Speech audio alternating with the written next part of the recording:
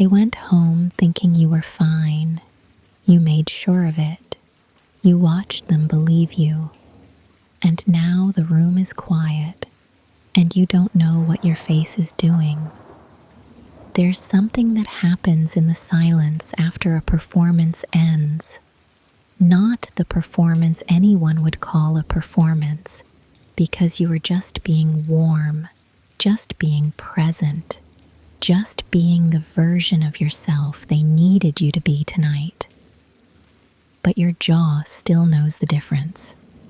There's a specific tiredness that lives behind the eyes when you've been smiling with them on purpose, and it doesn't announce itself. It just sits there in the dark as the evening replays itself without your permission. You can hear your own laugh coming back to you, slightly too bright, a half beat too fast. You are generating something in that room, warmth, ease, the particular light that makes people feel held. And it worked. They left satisfied. They left grateful. Somewhere, right now, someone who loves you is going to sleep believing you're okay. And the question you haven't finished asking yourself is, what happens the night you don't? What happens the night the warmth doesn't arrive and you have nothing to offer them, and they realize the room is just a room, that it was always just a room, and you were what made it feel like more than that? That question has been waiting in this house longer than tonight. This is Soulnest, and nothing is being asked of you here. This space doesn't need a version of you that has it together. No one is measuring you in this room. You are allowed to arrive exactly as unfinished as you are. The chest is still warm, not the warmth of rest, but the residual warmth of effort, the heat that stays long after the work has stopped. The jaw holds a tension it hasn't been told it can release yet, and the cool of the sheets is still meeting arms that haven't fully caught up, arms that are still faintly carrying the temperature of everything the evening asked of you. Let the mismatch just be there for a moment. You don't have to close the distance yet. On the dresser, the card sits at its angle, not face up, not face down. The handwriting inside is genuine. Someone wrote it because you made them feel something real. And it hasn't been moved, and it hasn't been fully read, because both of those things require something from you that tonight you simply don't have. It can stay where it is. Together, we leave the noise behind and simply let the world exist without us. There is something you did tonight that looked, from the outside, like happiness. And part of you, the part that is still awake, still running the evening back through its paces, wants to push back on whatever this is. Wants to say, I wasn't performing. I was just being there for them. That's what you do when you love someone. That resistance is worth noticing. Not because it's wrong, because it's telling you exactly where the tender place is. So let's not call it performing. Let's just call it what it was. You were in a room with someone you love, and something in you was not okay, and you made a choice. Quietly, without announcement, without even fully deciding, you made a choice to carry it alone, to keep the warmth in your face and the weight somewhere they couldn't see it. The jaw still has it. That's the thing no one tells you, that a decision made with your whole self leaves a residue in the body. The particular tightness that lives in the hinge of the jaw when you've been holding a certain expression for longer than the feeling lasted. It's not pain exactly. It's the muscular memory of care, of a face that was managing itself all evening, on your behalf, on their behalf, in a room full of people who had no idea. And here's the thing about that. The thing that maybe has not been said to you in quite this way. You did not do that to deceive them. Deception would have required a kind of coldness you don't have. What you did was the opposite of cold. You looked at the person you love and you calculated in the way that loving someone makes you calculate fast and without thinking, that their pain at seeing yours was something you did not have room to hold tonight, so you held yours instead. You made yourself the container so they could be the one who was held. That is not weakness. It's not even a flaw. It is a very specific kind of love that has simply never been given its correct name. The soreness behind the eyes is still there too. The faint, specific ache that comes from smiling with them on purpose, from animating a warmth that was real in origin and effortful in execution. There's a difference between a smile that arrives and a smile that is placed.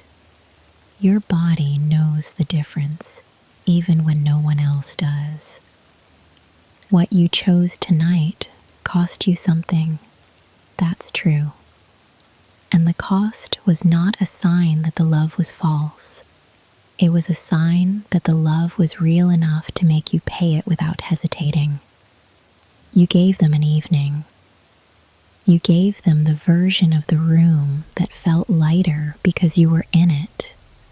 And somewhere in the giving, you left yourself with a quieter question you haven't answered yet. You don't have to answer it tonight. What you did came from love. That's where it came from. Not performance for its own sake. Love, expressed in the only direction you had available. The question of whether there was another direction is one for another night and a gentler hour than this. For now, the jaw can begin to soften, just slightly, just the first degree of release, without needing to release everything. You loved someone tonight. You can let that be enough for right now. And yet, even as it's enough, there is something else still awake in you tonight. Not anger, not quite. Something quieter than anger, and in some ways harder to name because it doesn't announce itself cleanly. It arrives more like a question that keeps forming without finishing. A low, still thing that sits just beneath the surface of the evening and asks, "Did they notice?" And then, before you can answer, "Did it matter that they didn't?" Here is what that feeling actually is. It is the specific loneliness of being seen well by someone who is only seeing what you showed them. There is no failure in that, on their part or yours, and yet the loneliness is real.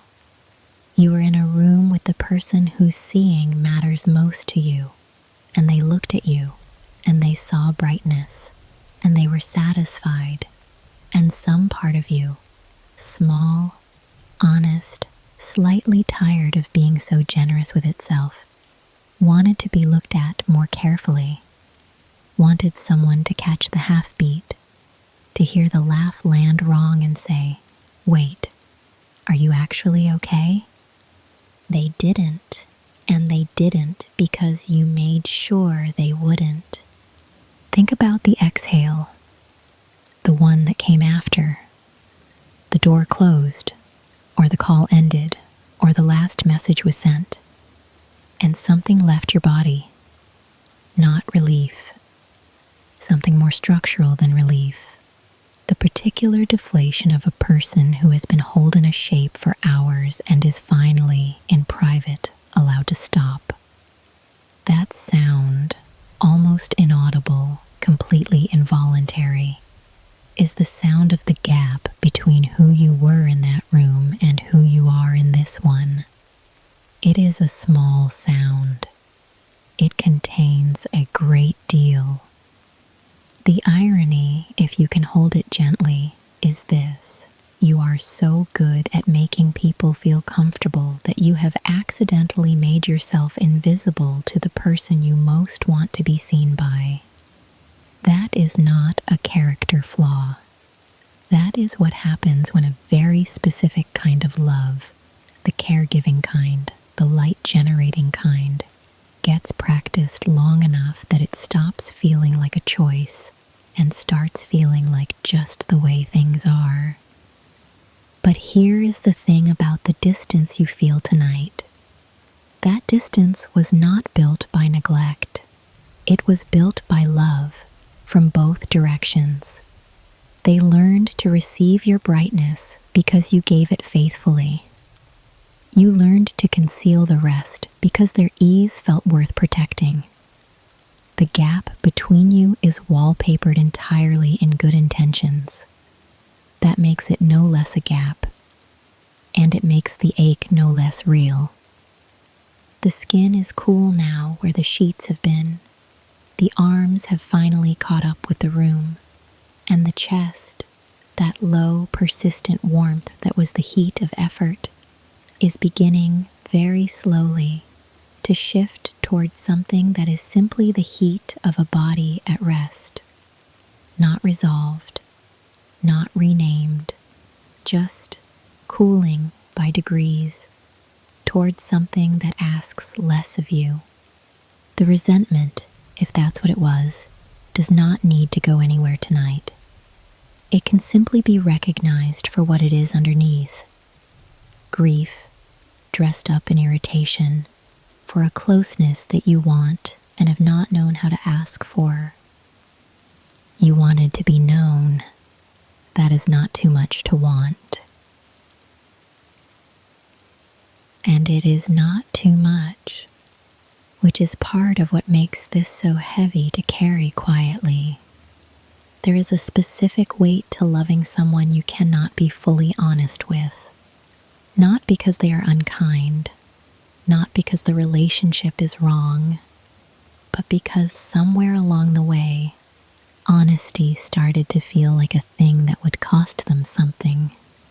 And you decided, without quite deciding, that you would absorb the cost instead. You became, in the gentlest possible sense, a person who edits before speaking, who reads the room before answering the question, "How are you?"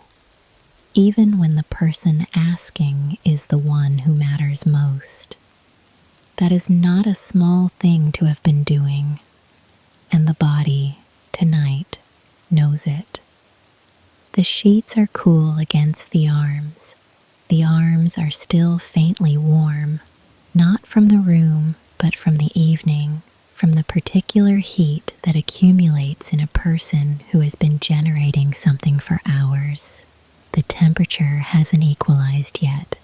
The outside of you and the inside of you are still two different readings, and the mismatch is its own kind of information.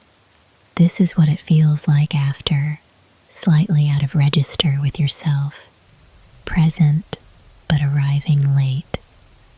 Here is what no one names about loving someone you protect from your own interior. It is lonely in a way that has no obvious cause, which makes it one of the harder loneliness to justify to yourself. You are not alone. You are loved. You chose this. And yet there is a room inside you that the person you love has never been shown. And you are the one who keeps the door closed. And on nights like this, you can feel the distance between where they think you are and where you actually are. And that distance has a texture. It feels like the skin tonight, slightly too thin, slightly too aware of its own surface. You did this from love. That part matters, and it should be said plainly, Protecting someone from your pain is a genuine act of care. There is nothing false in the instinct. But here is the thing about a protection that never rests, never takes a night off, never allows the protected person a single glimpse of what it's costing. The body eventually stops experiencing it as generosity. The body begins to experience it as solitude. Not because love has diminished, because sustained concealment and loneliness at the level of sensation are the same temperature. The gray-blue of the room has settled now. The shapes on the dresser itself, the card at its angle, the ordinary objects of a life are soft at the edges in the way that things go soft when the light stops being required to make them available. Nothing is asking to be seen right now. Not them, not the room, and, if you allow it, not you either.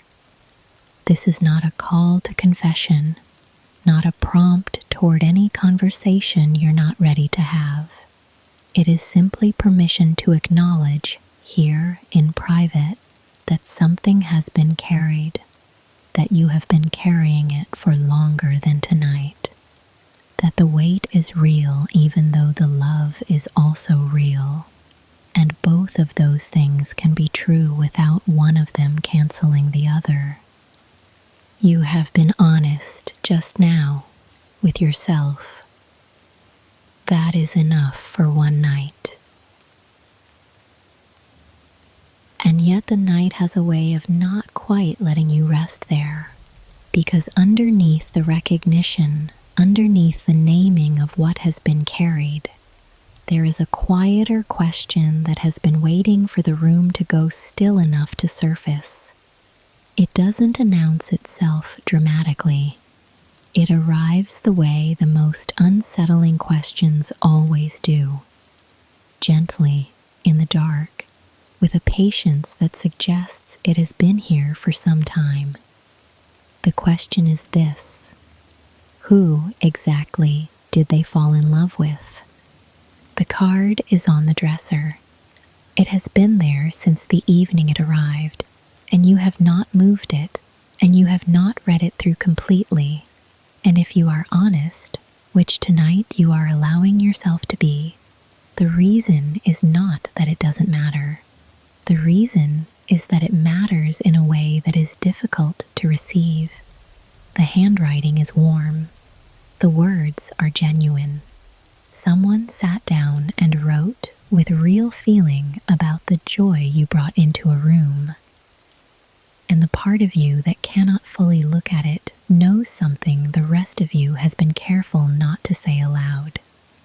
They were writing about a version of you that was, that evening, assembled, built, given to the room on purpose, while something else entirely was happening underneath. The gratitude is real.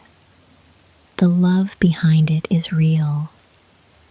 And you cannot quite accept it, because you are not certain it was entirely you they were thanking. This is the fear that lives beneath the performance.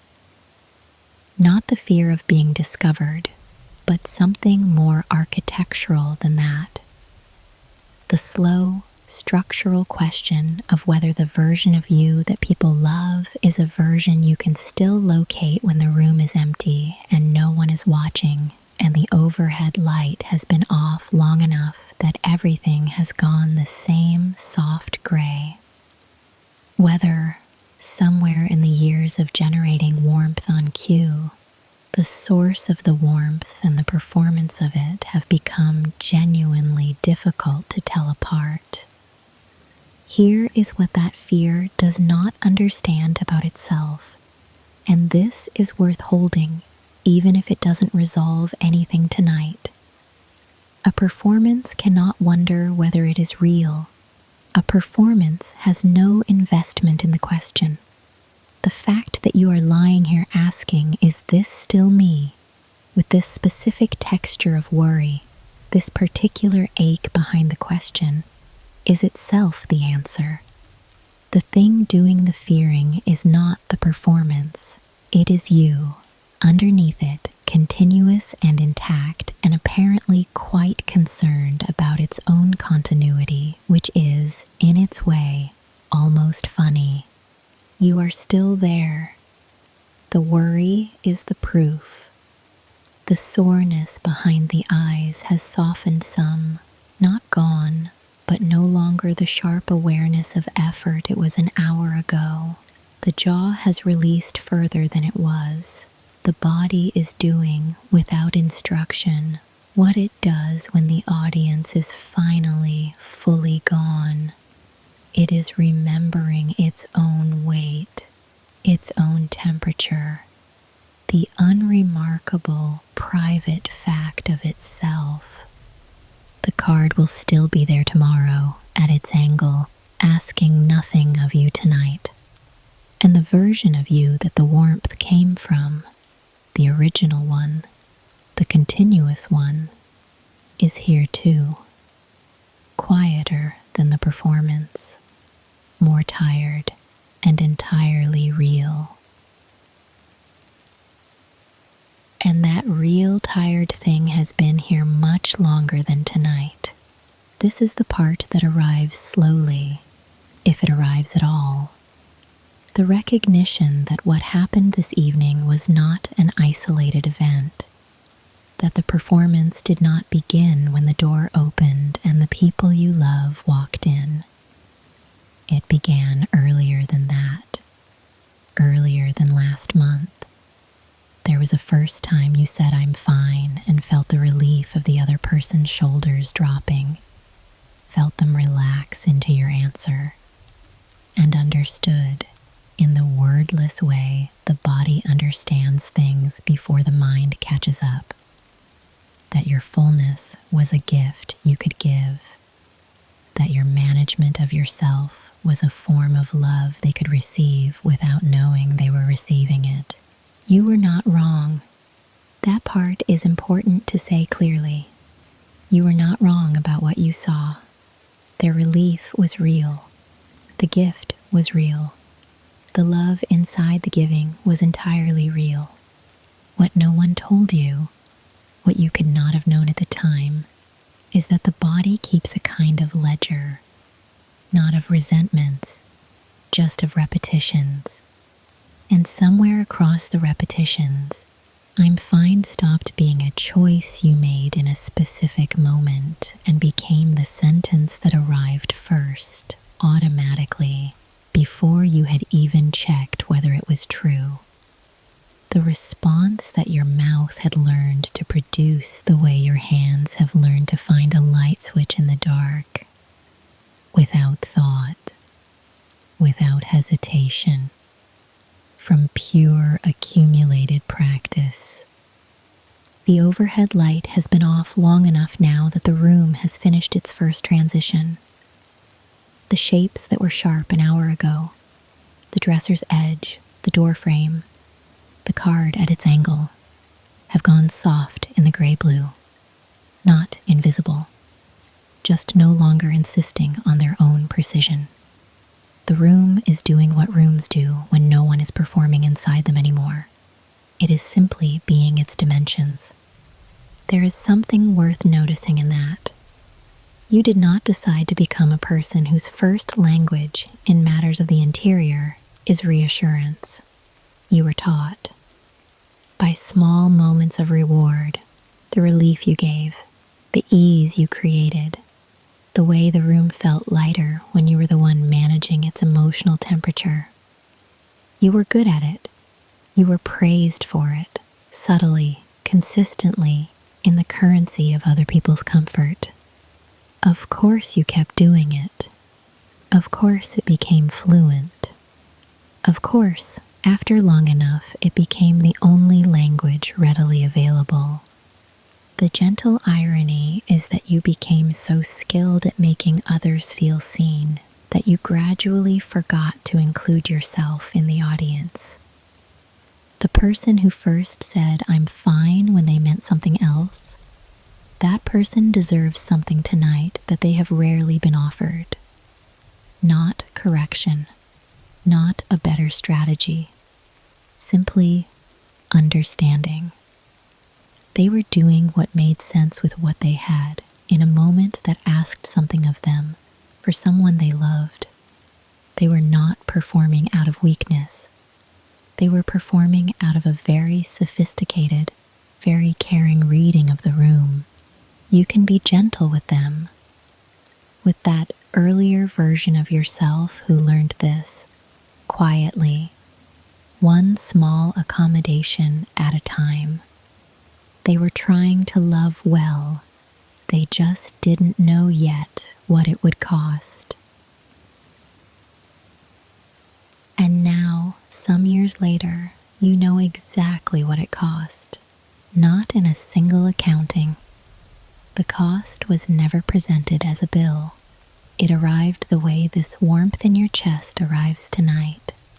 Not all at once, not dramatically, but as a low and persistent heat that you stop noticing precisely because it never goes away.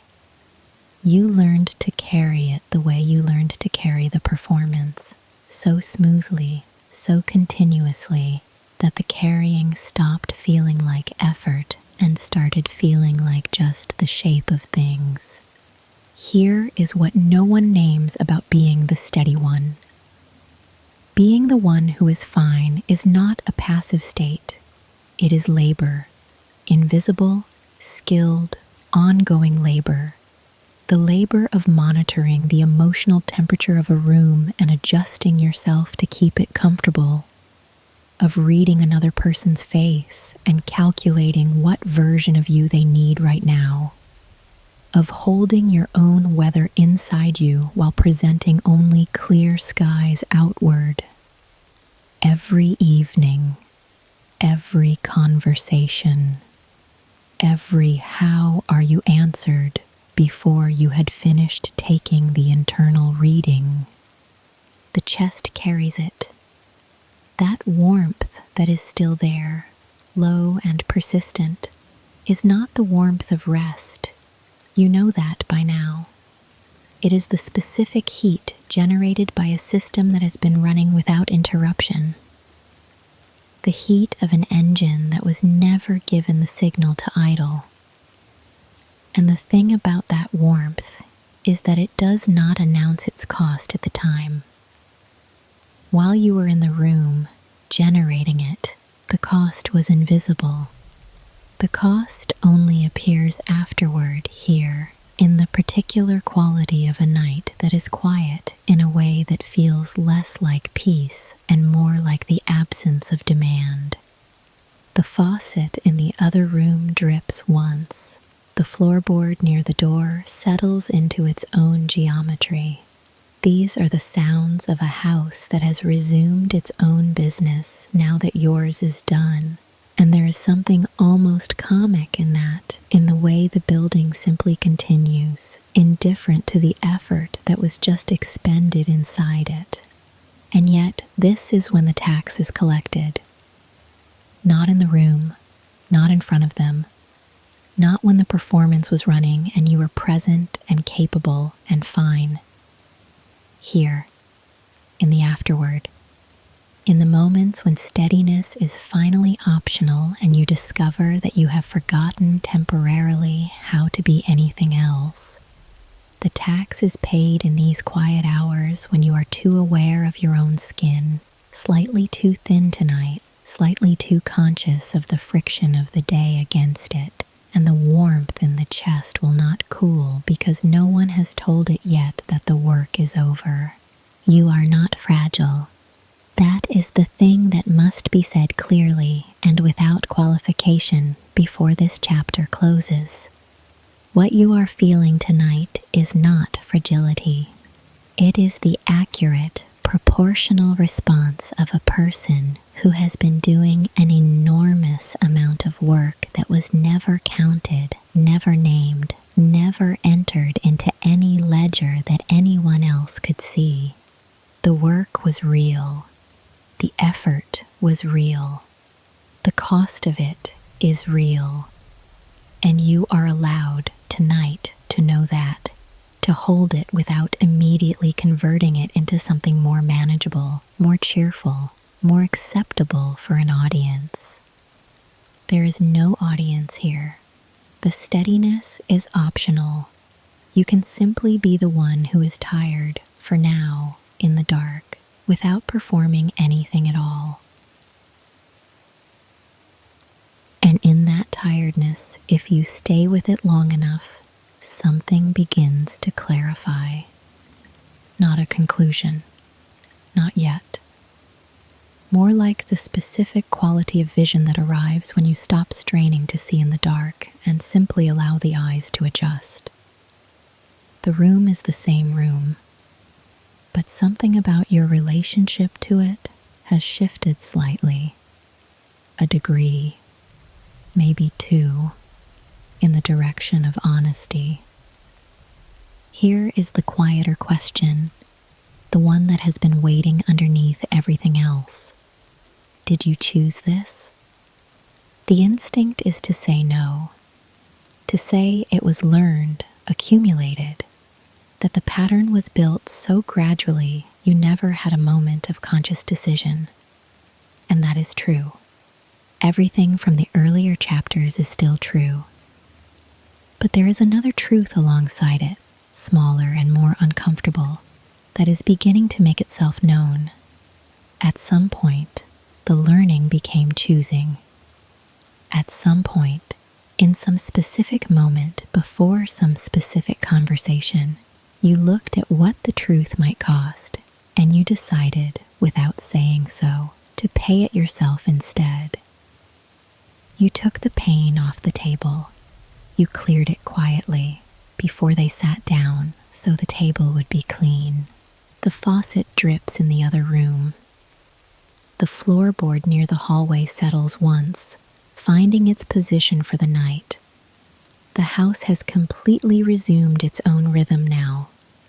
Indifferent, continuous, making no accommodation for what just happened inside it. There is something clarifying about that indifference. The house does not need you to manage its temperature. It was always going to arrive at this quiet on its own. What you did when you carried the pain alone was not only protection, it was also underneath the protection. And this is the part that requires gentleness to examine, a decision made on their behalf without their knowledge. A quiet conclusion reached in private that they could not bear what you were carrying, that their comfort was more important than their chance to show up, that the relationship needed you to be fine more than it needed you to be present. You decided that for them. With love, entirely with love. But you decided it. Here is what that cost them, which you may not have considered. The chance to be the person who sat with you in the difficulty, the chance to know you fully rather than carefully, the chance to love the unedited version, which is the only version that makes love feel like something other than an arrangement. By keeping the pain off the table, you protected them from discomfort and simultaneously removed them from any real intimacy with you. That is not a small thing to have done for someone in either direction. The thin light from the hallway, the narrow blue-white line under the door, holds its position, steady, neutral. It does not ask anything of the dark on either side of it. The performance has been many things across these chapters: love, habit, language, labor, inheritance. All of that remains true. But here, in this quiet, a small separation begins to become possible. The performance is something you have been doing, not something you are, not something you were born into, not something that constitutes you at the level where the breath moves and the chest holds its warmth. It is a practice. Practices can be examined. Sometimes, slowly, they can change. But change, when it is real, does not begin with action. It begins with a thought that feels slightly dangerous. Here's the thought. You are not responsible for how they feel about your feelings. Stay with the resistance that just arrived. It is worth acknowledging. That quick interior tightening, the part of you that wants to say but you don't understand. They're sensitive. It would hurt them. It would change the way they look at me. The whole equilibrium depends on me being fine. That resistance is not irrational. It is the accumulated logic of a system you built carefully over years, and it has not failed you in the way that systems usually fail. The lights stayed on. The room stayed warm. The person you love went home satisfied. By any measurable output, the system works. The question this chapter asks is not whether it works. It is what it costs to run it.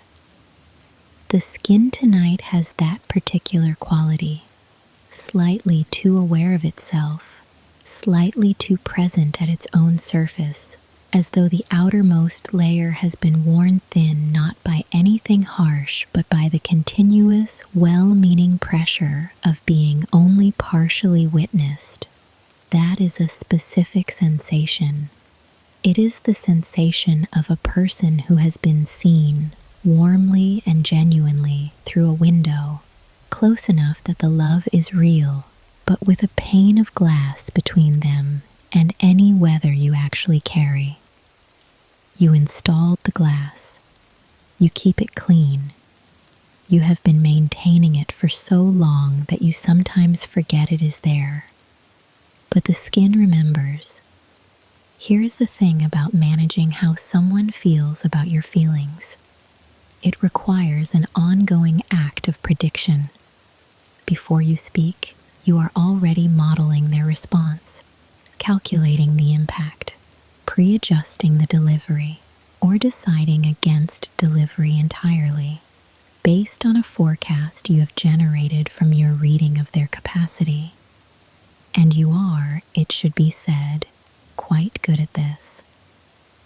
You have been doing it long enough that the forecasting is nearly instantaneous. The irony is that this skill, this particular fluency in other people's emotional weather, is the same skill that makes you easy to love and difficult to know. Managing their response to your feelings is not protection. It is, underneath its generous surface, a form of quiet authority, the authority to decide, unilaterally, what they can hold. And in exercising that authority consistently, you have removed them from any genuine encounter with you. You have made the relationship safe by making yourself, in certain essential rooms, unavailable. The chest warmth has changed quality since the early chapters. It is no longer the sharp heat of recent effort. It has become something more diffuse, more evenly distributed, the warmth of a body that has been lying still long enough for the temperature to begin equalizing.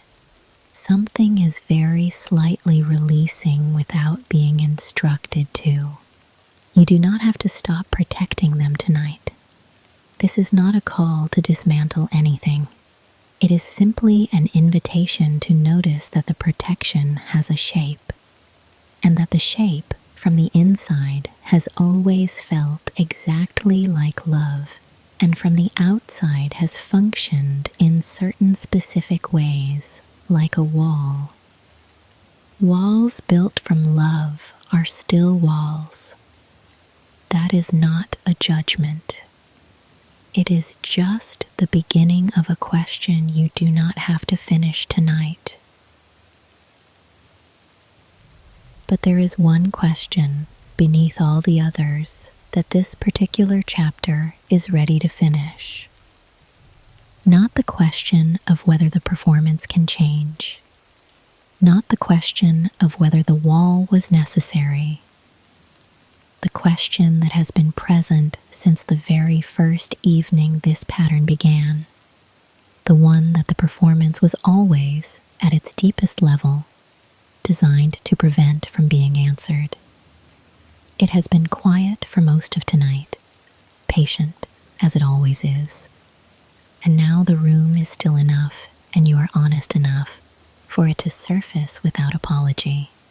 The fear was never really about them seeing you sad. Consider the hallway. The thin blue-white line of light where the bathroom door sits cracked. That specific clinical quality of light that exists on the other side of warmth, the backstage light, the light of no performance, the light in which faces return to their unmanaged shapes.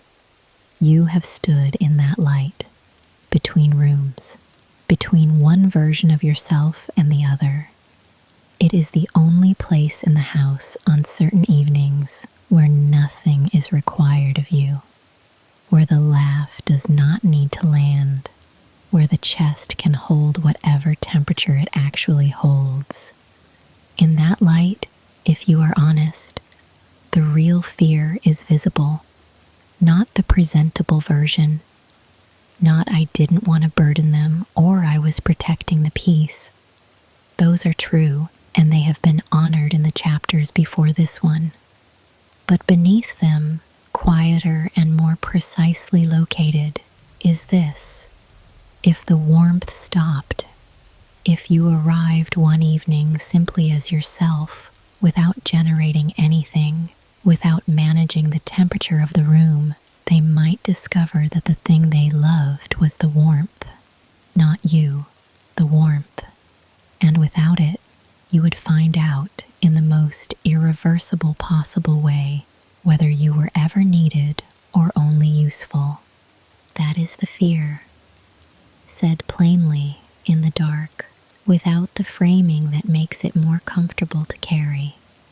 You built the performance partly from love, yes, and partly from the entirely human, entirely understandable terror of being replaceable, of being a function rather than a person in the architecture of someone else's life. The generating of warmth was never only generosity, it was also, underneath the generosity, evidence, proof renewed each time that you were the source of something they could not simply find elsewhere, that the room needed specifically you to feel the way it felt. Here is what that fear does not make you. It does not make you manipulative. It does not make the love false. It makes you a person who needed to be needed, which is one of the most ordinary and least discussed facts of human attachment. The need to be irreplaceable to someone you love is not a character defect. It is what love feels like from the inside, when it is also threaded with fear. The laugh in memory has gone quiet now. The particular replay that has been running since the evening ended, slightly too loud, landing half a beat early, has finally stopped finding new versions of itself to run. The chest is cooler than it was, not cold, just closer to its own natural temperature. You were afraid of being optional. That is a fear that belongs entirely to someone who loves deeply. It does not make you small. It makes you someone for whom this mattered. It makes you human, precisely and without qualification. And being human in this particular way has a cost that is only now becoming fully visible. There is a distinction that this chapter asks you to hold, not to act on, not to resolve, simply to hold with both hands in the dark. The distinction between protecting someone and disappearing for them. They feel identical from the inside. They are performed with the same gestures, motivated by the same love, sustained by the same daily effort. But they are not the same thing. And the difference between them is where the grief of tonight is located. Look at the card on the dresser. Not the full look. You have never managed the full look, and that is not required now. Just the peripheral awareness of it, the angle of it, the way it has stayed in the position where it was first placed, slightly turned from face up, slightly turned from face down. Someone sat in the warmth you generated and felt so genuinely held that they went home and put words to it. The handwriting is careful. The gratitude is real. They are thanking you in good faith for a presence that was also, in ways they had no means of knowing, an absence. They received the room you prepared. They did not receive you. This is not a small thing to understand about a sustained act of love. You gave consistently, generously, across many evenings, and what was received each time was a version of you that had been edited before delivery, curated for comfort, stripped of the weather that might have asked something of them. What they hold in their memory of you is accurate to what they were given. The gift was real, and the gift was not entirely you. The particular irony, one that deserves to be named without drama, is that disappearing for someone requires more effort than simply being present. You worked harder to be absent than most people work to be there. You constructed, maintained, and continuously renewed a version of yourself detailed enough to be loved, warm enough to be felt, and incomplete enough to never quite be known. That is a significant piece of invisible labor to have been performing in the name of connection. The soreness behind the eyes has a different quality now, less the tightness of effort and more the specific tenderness of something that has been examined longer than it is used to being examined. The chest has cooled further. The arms have finally fully equalized with the sheets. No more mismatch, just the even temperature of a body that has stopped holding the evening's heat. Something in the physical has resolved that the emotional has not quite reached yet. Grief, when it is appropriate, is not an emergency. This is appropriate grief. The grief of someone who gave genuinely and gave a great deal and is only now beginning to see that what was given and what was received were not precisely the same thing, and that the distance between them was maintained with extraordinary care by you. The card sits at its angle. It is not an accusation. It is not evidence of failure. It is simply the record of a love that was real, offered through a version of yourself that was real, and still somehow not quite the whole of you. That wholeness was always there. It was simply never sent. And what was never sent had a destination. It was going somewhere. There was a specific thing in that room tonight that you needed, and it did not arrive, and you did not ask for it. And both of those facts are true simultaneously, and neither one cancels the other. This chapter asks one quiet question. Not what went wrong, not what should be different. Simply, What did you actually need in that room tonight? Not from them in particular, not as a critique of how the evening was held. Just if the performance had not been running, if the warmth had not been required, if you had walked into that room as the unedited version and been asked what you needed the way you sometimes ask other people, what would the honest answer have been? The jaw still holds it. That specific tightness, high in the hinge, that has not been given the instruction to release because releasing it would require admitting that it was held. That the smile was placed there on purpose and maintained past the point where it was still felt. The jaw is where the need lives tonight, compressed into muscle, expressed as tension, waiting with remarkable patience for someone to simply notice it is there. There is a particular kind of loneliness specific to this experience that has no common name. It is not the loneliness of being alone. It is the loneliness of being in a room full of warmth that you generated, surrounded by people receiving care that you provided, and needing, quietly, without announcement, to be on the receiving end of something. Not much, not a dramatic reversal, just a moment of being seen without performing the seeing, of having someone read your face instead of receiving the expression you placed there for them.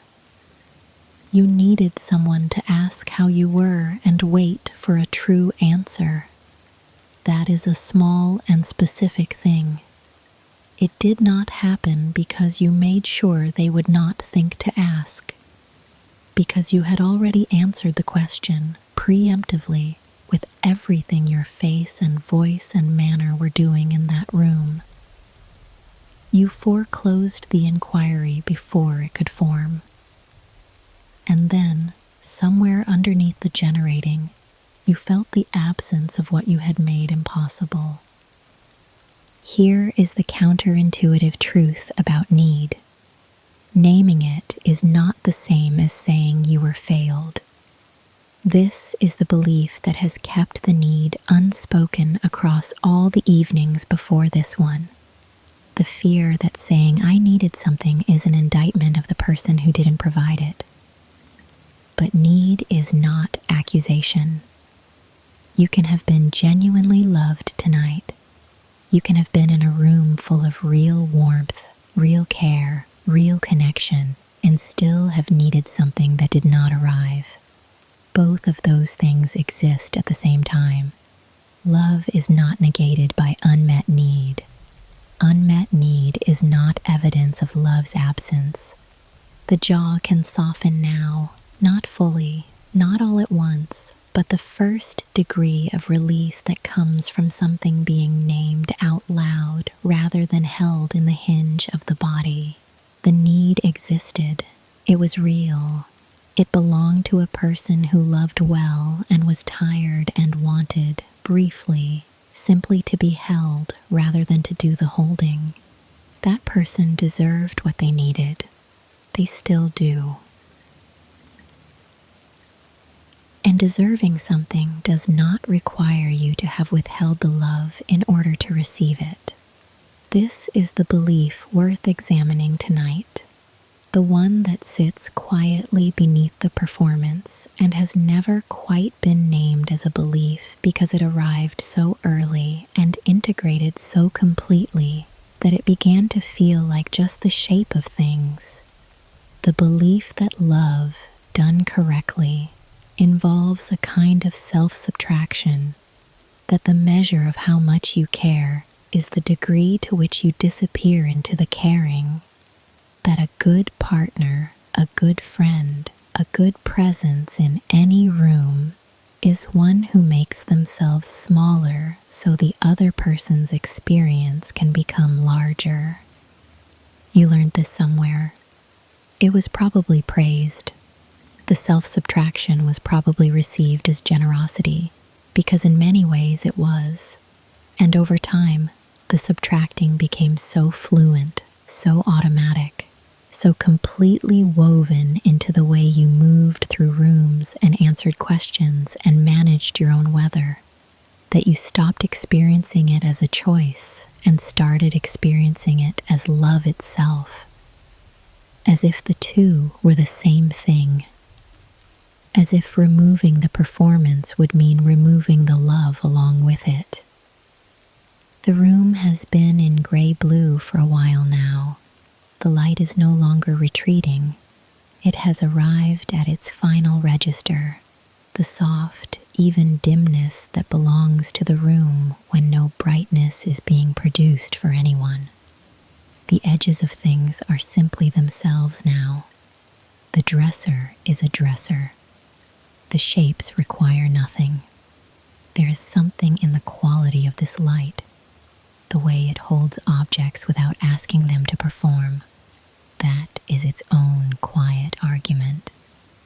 You are still here in this light without generating anything, and the room has not collapsed. Here is the separation that this chapter offers, gently, without force, as something to simply consider. The love was real. That is not in question and has never been in question across any of these chapters. The love was real and sourced deeply and given consistently, and none of what has been examined tonight touches its reality.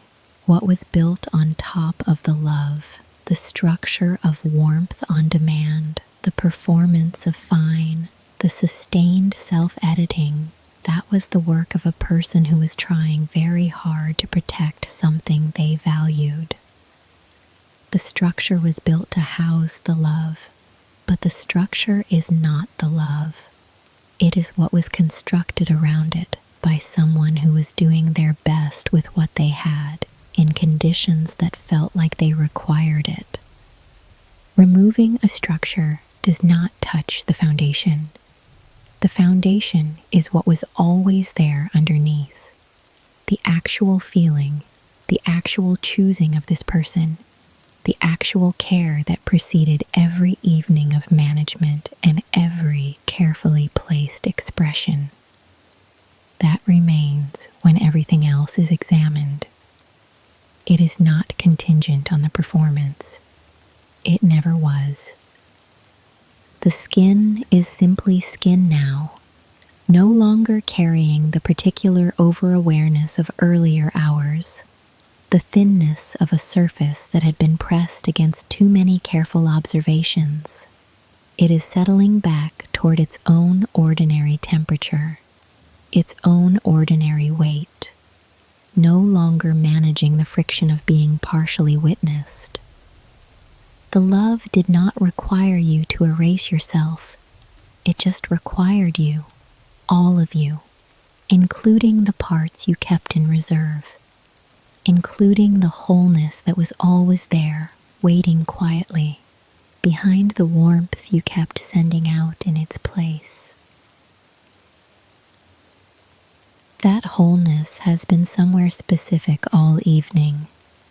This chapter is about finding it, not retrieving something lost, not reconstructing something that came apart, simply turning in the direction of something that has been present the whole time in the small, unwitnessed moments between one version of yourself and the next. You know the one, the version that exists in the 30 seconds before you re-enter the room, the face you have when no one is forming an impression of it. There is a hand towel on the edge of the sink. It has been there since earlier, slightly damp, balled rather than folded, the way something gets left when it is used quickly and privately and without the care reserved for things that will be seen. You used it once in the space between rooms to return your face to a version that could go back out. You pressed it briefly against skin that needed a moment, and then you went back, and the towel stayed where it was, holding the shape of that compressed private gesture, the smallest record of the one place tonight where the performance was fully, completely off. That moment in front of the sink was not a failure. It was not weakness finding its way through a gap in your composure. It was you, the continuous, unedited version, surfacing for 30 seconds in the only room in the house where nothing was required of it.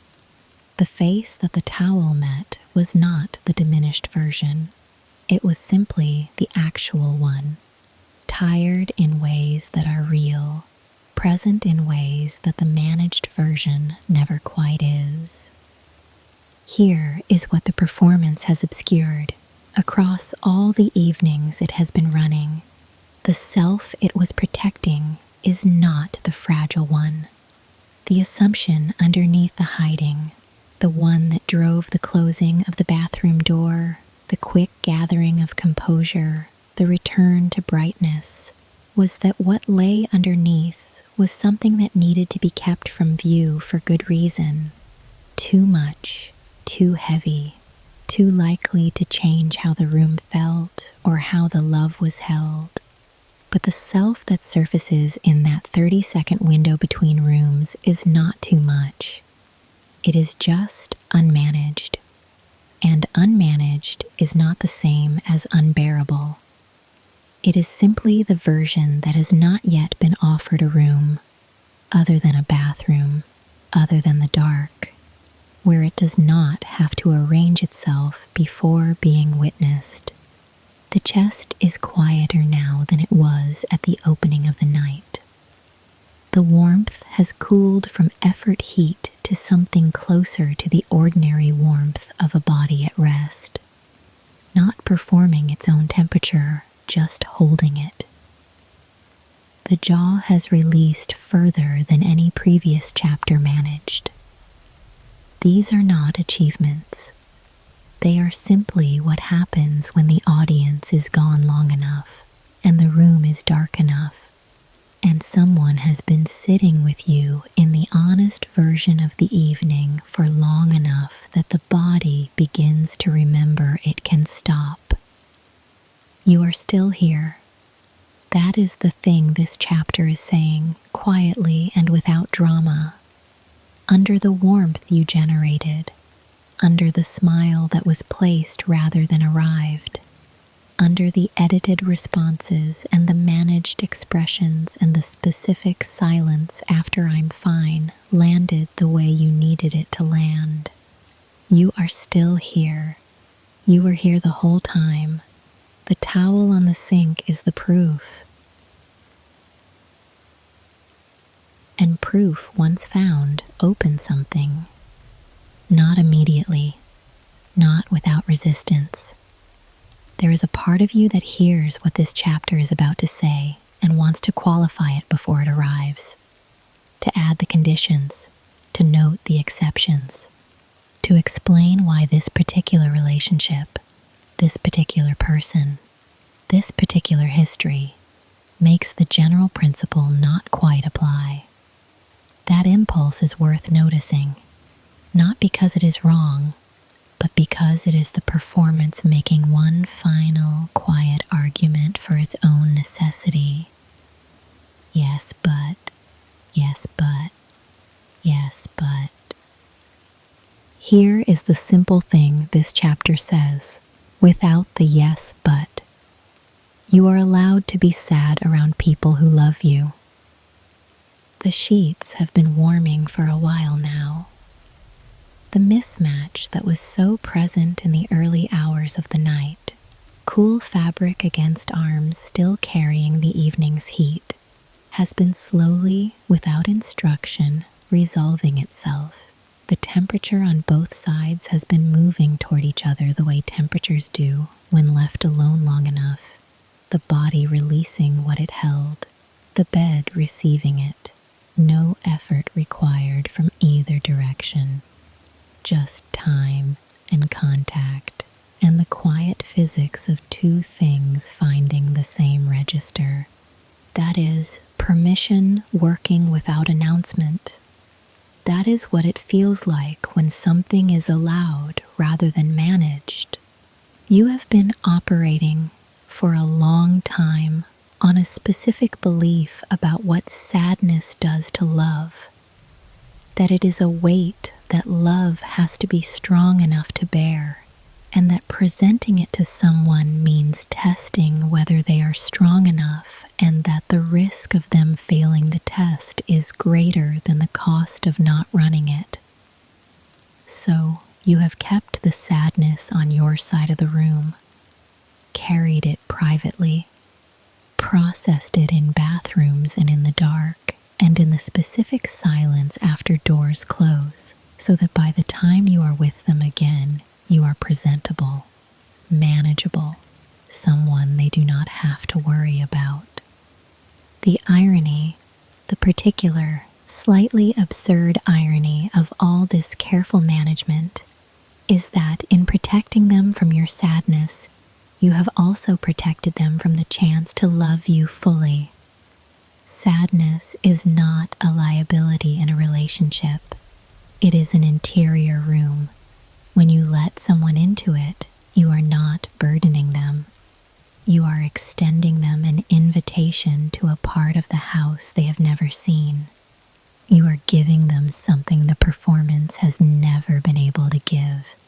The chance to love you as you actually are, in an evening that is actually difficult, in a moment that is asking something real from both of you. That is intimacy, not the warmth you generate for them. This, the unguarded version, the one sitting in the dark right now having been honest for the first time in several chapters. This is what intimacy is made of. The soreness behind the eyes has become something softer, not gone, but changed in quality, less the tightness of sustained effort and more the tenderness of something that has been moved. The chest is quiet. The sheets are almost the same temperature as the skin now. The mismatch nearly closed. The body and the bed arriving at the same place without either of them forcing it. You are allowed to be sad, around them, in front of them, without preparing the room first. The love does not require the performance as its entry condition. It never did. And if it never did, then what has been deferred is not lost. It is simply waiting. That is the thing this chapter asks you to sit with, carefully, without rushing toward either the grief or the hope before both of them have been fully felt. Because what arrives now, in the space that the performance used to occupy, is something unfamiliar enough to be slightly frightening. Not the familiar ache of the earlier chapters, the tiredness, the resentment that is grief, the recognition of cost. Something newer than that. Something that feels, if you let yourself identify it precisely, like wanting. A quiet, tentative movement in the direction of something you have been careful not to want too openly, because wanting it required believing it was possible, and believing it was possible required trusting that the distance you have been living inside is not permanent. Real closeness frightened you. That is worth saying plainly, without softening it into something more comfortable. Not closeness in the general sense. You have managed warmth and presence and the appearance of closeness across many evenings.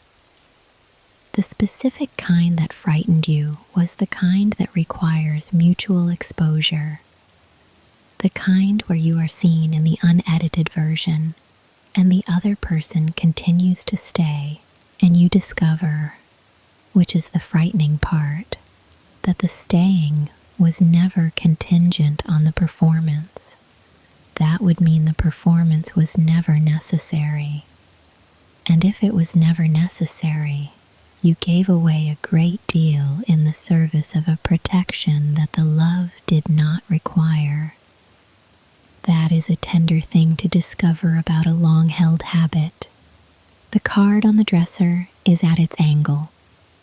It has been at its angle through every chapter of this night, held sideways, neither fully available nor fully put away, the way you have held the warmth behind the words.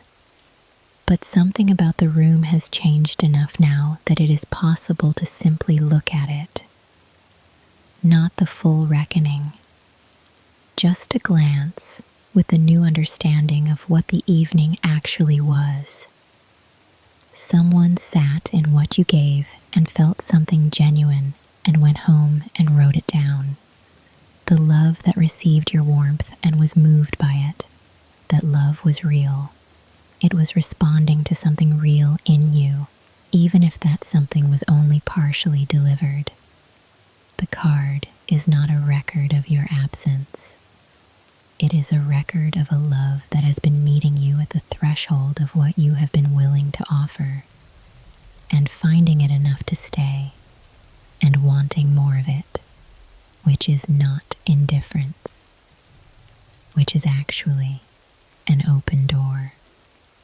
The jaw has released as far as it is going to release tonight.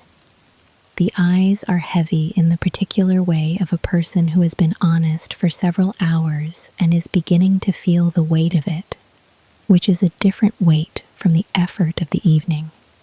Denser, slower, closer to rest. The skin has returned to something like its ordinary thickness. The distance between the surface and the interior has normalized. Closeness was not destroyed by the years of careful management. It was deferred by them, held just outside the room, patient in the way that real things are patient, waiting for an evening when the overhead was off and the warmth was no longer required, and you were finally, quietly available. This is that evening. The door is still open. It has always been open. And you are allowed now to walk through it. Not tonight, not in any practical sense. There is nothing to do tonight except this. But something has shifted in the architecture of the evening, and this chapter marks it. The turn from examination towards something quieter and more fundamental. Not a conclusion, not a resolution. Simply a place to rest that is slightly closer to the truth of who you are than the place the night began. Listen to the house for a moment, not for anything in particular, just the way it sounds when it is entirely itself, with no performance running inside it. The floorboard near the hallway has settled into its position for the night. The faucet in the other room releases its single, unhurried drip the way it has always done, indifferent to whether the evening was difficult or easy, indifferent to how much warmth was generated inside these walls. These sounds were underneath everything tonight. They were here when the laugh was landing half a beat early, here when the door closed and the deflation came, here through every chapter of examination and naming and slow arriving honesty. They did not pause for any of it. They are the sound of a house that does not perform, that has no version of itself held in reserve for company, that is simply and continuously what it is. You have that too. Underneath the versions, here is what was never true about the parts of yourself you kept from the room.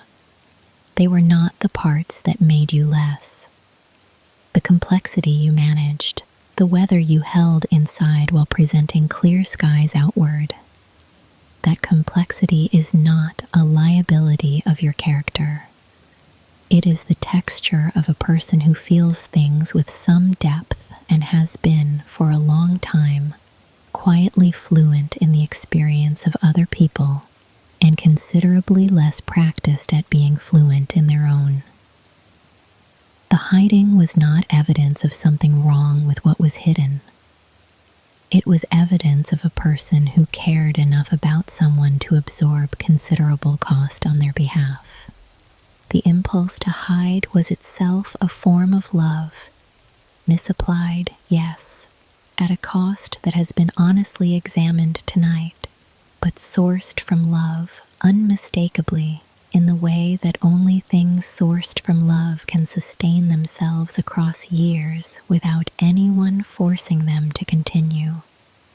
The chest is easy now, not the residual heat of effort, just the ordinary warmth of a body that has stopped working and is simply present.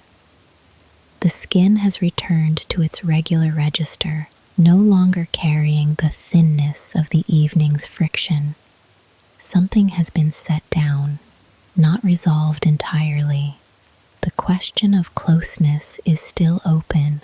The conversation this night has gestured toward has not yet been had. But the body knows the difference between carrying something and putting it on the floor beside you. And tonight, you have put it down. The whole of you, the warmth and the management and the laugh that lands half a beat early and the face that goes private in bathrooms and the need that was never voiced and the love that was always real underneath all of it. The whole of you has always been the thing worth loving, not the curated version, not the brightness, the whole. The faucet drips once more. The floorboard is still. The house breathes simply without being asked. You can breathe simply too now, without being asked, without performing the breathing for anyone. And the breath, when it arrives this way, without being shaped for anyone, is slower than the breathing from earlier tonight. Notice that, not as an instruction, just as a fact about what is happening in the body right now, without your management. The chest rises with less architecture than it had an hour ago. The exhale leaves without being monitored for what it might reveal. This is what breath does when the audience has been gone long enough. It returns to its own rhythm, the one that was always underneath the performed version, the one that does not know how to be read and does not try to be. The jaw is where this chapter lives. It has been holding something since before the evening began, since the preparation, the composing of the face that would walk into the room, the subtle setting of the expression that would be maintained for hours. The jaw does not receive a signal to release when the performance ends. It has to be told, and it has not been told yet, even now, even in the dark, because the telling requires a specific recognition. There is no one watching, not them, wherever they are tonight, sleeping with the satisfied ease of someone who was well held by you. Not even you, the observing part of you that has been monitoring the performance from the inside, checking its quality, narrating the evening back to itself in the third person to make sure the warmth landed correctly. That observer has gone quiet. There is no performance to assess anymore. The review is over. Feel the hinge of the jaw, that specific place where the tension lives, high and slightly tight, the muscular residue of a face that was placed rather than simply worn. It does not need to remain. There is no expression currently required of it. The face can return to whatever shape it finds in the absence of instruction, and that shape, whatever it is the real one, the one no one choreographed, the one that belongs entirely to the dark of this room and to no one else's impression of you. Here is the thing about this particular permission that makes it different from every other kind of rest. It does not require you to feel a certain way in order to receive it. You do not have to have resolved anything. You do not have to have arrived at peace or forgiveness or readiness or any of the emotional destinations that permission sometimes seems to demand as the price of entry. The only condition is the absence of an audience, and the audience is gone, has been gone since the door closed and that almost inaudible exhale left the body. The room is dark enough now that the dresser is a shape, not an object. The card on it is an angle, not a document. Things have lost their specificity and become simply the ordinary furniture of a room where nothing is being asked of anything. The weight of the body against the bed is the most pressing fact available. Everything else has softened below it. You are not being watched, not from outside, and the part of you that watches from the inside, that careful, devoted audience of one that has been reviewing every performance for as long as you can remember, it is resting too now. There is only this room, this weight, this breath that belongs to no one but you. And that breath, belonging only to you, is the first thing the body has had tonight that it did not share. Everything else went somewhere. The warmth went to the room. The laugh went to the people who needed to feel easy. The composure went to the conversations that required it.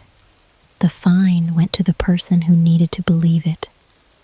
All evening, the body's outputs were directed outward, produced, shaped, delivered, received, and now the breath is just breath. It goes nowhere. It is not for anyone. It rises and falls inside a body that has finally, after a long evening of generous export, been given something that stays. The sheets have found the same temperature as the skin. The mismatch that was so present in the early hours, the cool of the fabric against arms still carrying the heat of the performance, has closed. There is no longer a gap between the outside of you and the surface you are resting against. The equalization happened without your help, the way most necessary things eventually do. The body knew what it needed and moved toward it incrementally, degree by degree, while the mind was busy with other chapters. The mind is still moving. It makes small gestures, a thought about tomorrow, a fragment of the evening's replay, the beginning of a sentence that does not finish. This is normal. The mind was doing significant work tonight, and it does not stop the way a light switch stops. It dims. It slows. It makes smaller and smaller movements until the movements become indistinguishable from the quiet itself. The body does not wait for the mind.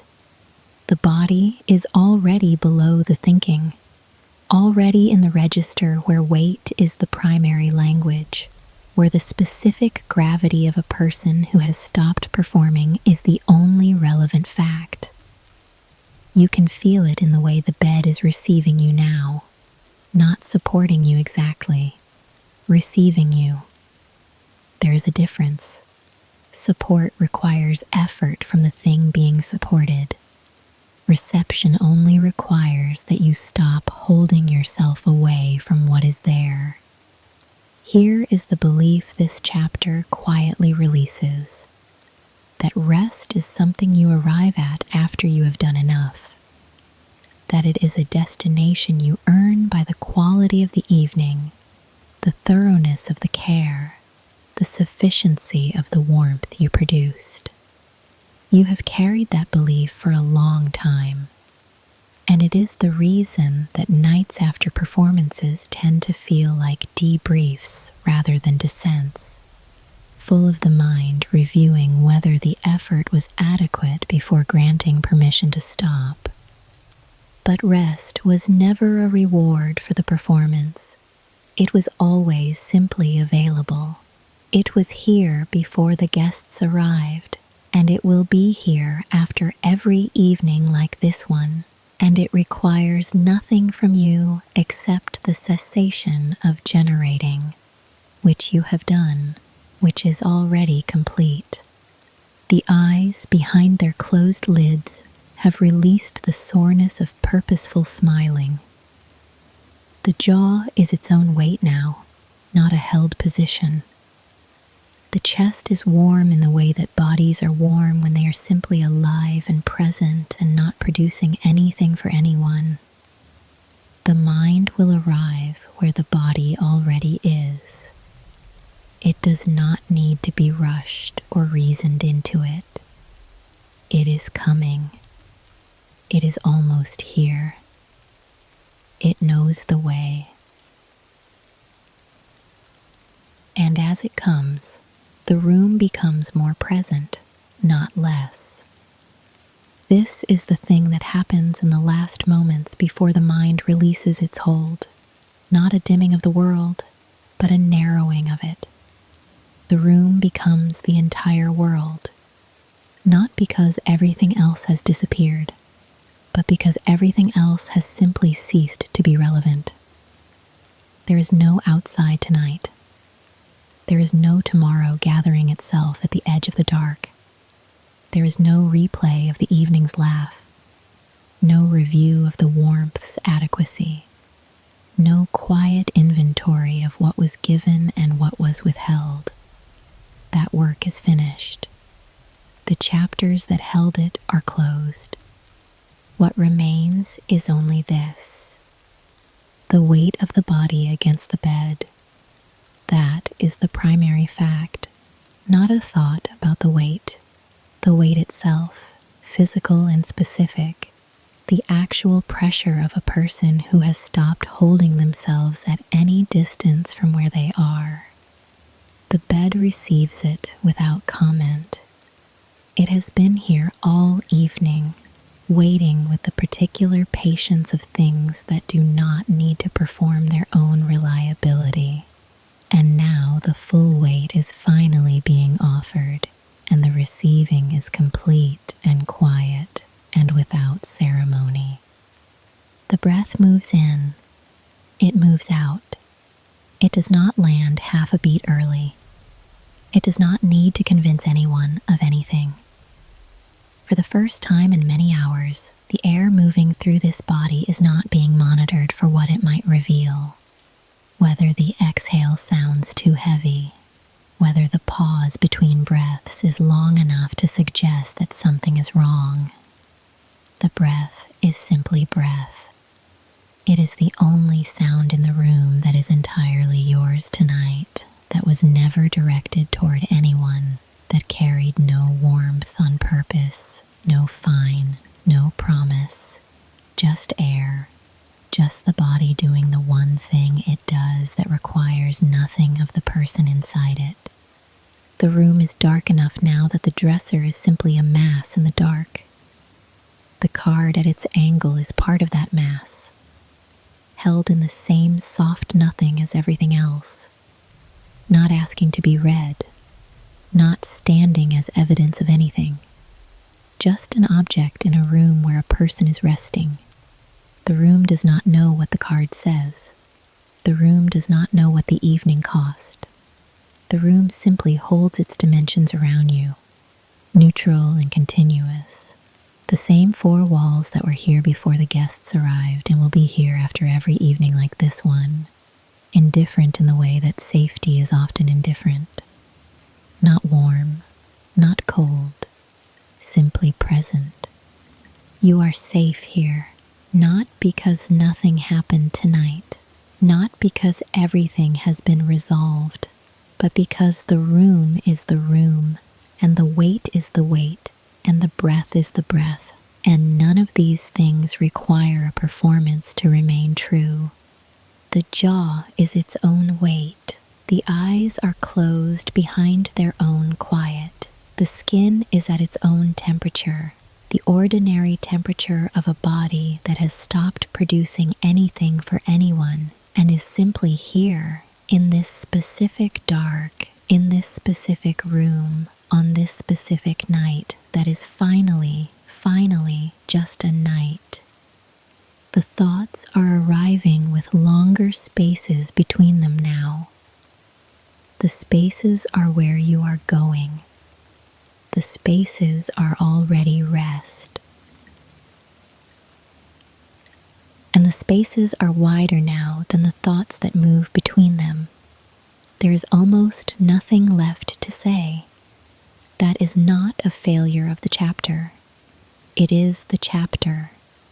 The voice is here because you are still just barely here, still holding the thinnest thread of wakefulness, and the thread does not need to be pulled.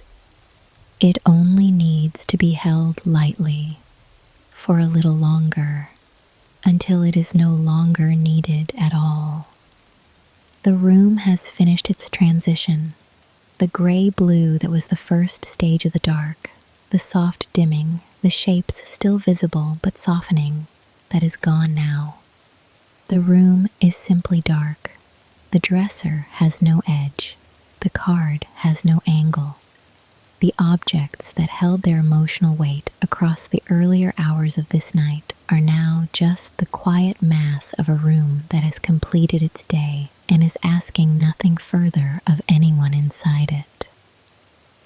The light that was maintained for hours in that other room, in that other version of tonight, is a memory the dark has absorbed without comment. You generated so much this evening. That is the last thing worth saying about it, before the saying ends. Not as an accusation, not as a tally of what was spent, simply as a fact about a person who loved someone and showed up and gave the room what it needed and came home and was honest privately for the first time in longer than one night. You generated warmth and composure and the specific brightness that makes people feel held. And underneath the generating, you were a person with a jaw that was tired and eyes that were tired and a chest that was running at the heat of effort rather than the warmth of ease. Both of those things were true at the same time. Both of them are allowed to be true. Here is the last quiet paradox of this night. The proof of how much you gave is that you have nothing left to perform. The emptiness is the measure. A person who had not loved that fully would have something left to manage. You don't. The generating has stopped, not because you ran out of love, but because you gave it completely, in the only direction you knew how, and the body has registered the total of it, and is now finally in the process of setting the ledger down. Enough. That word, in this context, does not mean barely sufficient. It means complete. The evening was complete. What you gave was complete. What you held and examined and named in the dark was complete. The chapter of the night that required something from you is done, and what remains is only the chapter that asks nothing, not performance, not honesty, not even presence in the way that presence usually costs something. The chest rises. Slowly, it falls. The jaw is its own gentle weight against whatever it rests against. The skin knows nothing of the evening anymore. The arms are the same temperature as the room around them, the same temperature as the bed beneath them. No mismatch remaining. No residue of effort left to distinguish the inside from the outside. The body is already there. The mind is releasing the thread. You have done enough for today. You have done enough for this night. You have done enough in ways that mattered for the person you love. Rest now. The room will hold the rest. It will. The room is already holding. Has been holding since long before tonight. Long before the performance began. Long before you learned that warmth was something you could produce for people who needed it. The room does not know what was generated inside it. It only knows its own dimensions, its own walls, its own dark, which has been here since the overhead went off and will be here when nothing is being asked of it. The warmth you produced for someone you love, that proof of being necessary, it was always already true before the generating began. The performance was the evidence you offered them. It was never the evidence you needed for yourself. The body knows this now, even if the mind is still arriving at it. The body surrendered several chapters ago. It is resting in the way that things rest when they are no longer required to be anything other than what they are: heavy, warm, continuous, quietly occupying a room that requires nothing of its occupant. The chest, rising, falling, somewhere, in a house on a street the listener will never know. Someone has just turned off the last light in their kitchen after a gathering. They stood for a moment in the dark before moving, not thinking, just standing in the space that used to be full of warmth they generated, the room resuming its ordinary breathing around them. Then they moved. The exhale comes, slow, not placed, not shaped for landing, not monitored for what it might reveal to anyone who might be listening. Just air, leaving a body that is finally in the dark, in the quiet, in the particular stillness of a room that holds without requiring, just air belonging to no one but the one who is breathing it.